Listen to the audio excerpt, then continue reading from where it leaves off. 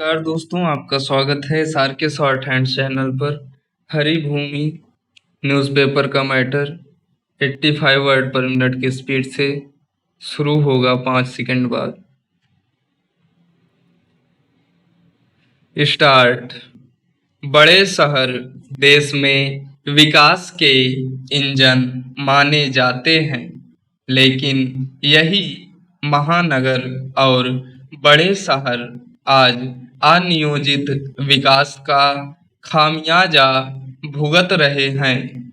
Delhi NCR से लेकर मुंबई, चेन्नई, रायपुर, हिमाचल और जम्मू कश्मीर से असम तक बारिश ने शहरी व्यवस्था की कमजोरियां उजागर कर दी हैं। कुछ घंटों की बारिश में सड़कें तालाब बन जाती हैं, यातायात ठप हो जाता है, घर और बाजारों में पानी घुस जाता है, कहीं स्कूल बंद करने पड़ते हैं तो कहीं कंपनियां कर्मचारियों को वर्क फ्रॉम होम की सलाह देती हैं। सवाल यह है कि हर साल बारिश से पहले तैयारी के दावे होने के बावजूद हालात सुधर क्यों नहीं रहे। असल समस्या बारिश नहीं, बल्कि बिना भविष्य की जरूरतों का आकलन किया गया विकास है।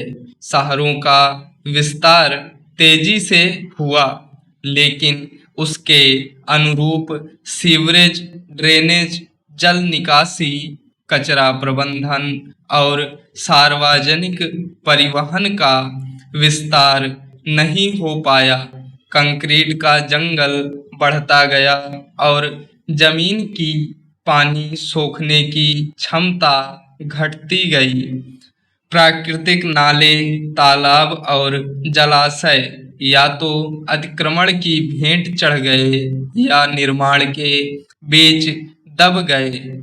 नतीजा यह है कि कच्ची जमीन नहीं मिलने से बारिश का पानी अपने स्वाभाविक रास्ते तलाशने के बजाय सड़कों पर जमा होने लगा है। महानगरों की दूसरी बड़ी चुनौती यातायात और प्रदूषण है। सीमित सड़कें, बढ़ती आबादी और निजी वाहनों की संख्या ने जाम को रोजमर्रा की समस्या बना दिया है। बारिश के दौरान जल भराव के कारण स्थिति और विकराल हो जाती है। दुर्भाग्य यह है कि शहरी विकास अक्सर दीर्घकालिक योजना के बजाय तात्कालिक राजनीतिक और प्रशासनिक जरूरतों से संचालित होता है।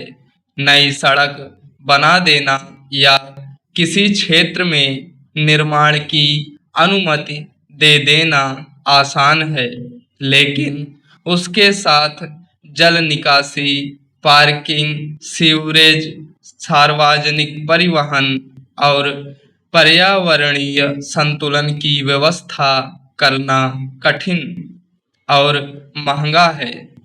इसी कठिन काम से बचने का परिणाम आज जनता भुगत रही है। अब शहरों को केवल स्मार्ट बनाने की घोषणाओं से आगे बढ़कर सस्टेनेबल और रेजिलिएंट बनाने की जरूरत है।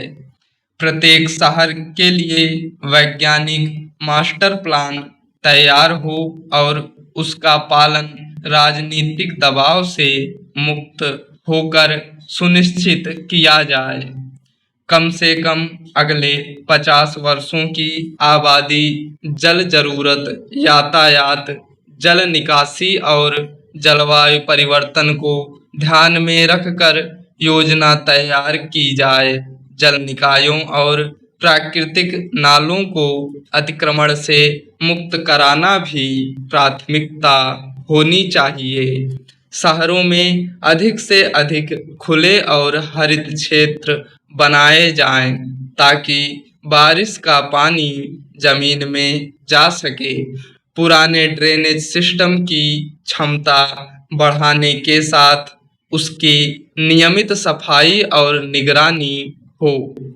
केवल बारिश आने से पहले नालों की औपचारिक सफाई पर्याप्त नहीं है। महानगरों की मौजूदा स्थिति चेतावनी है कि विकास की रफ्तार से ज़्यादा जरूरी उसकी दिशा है।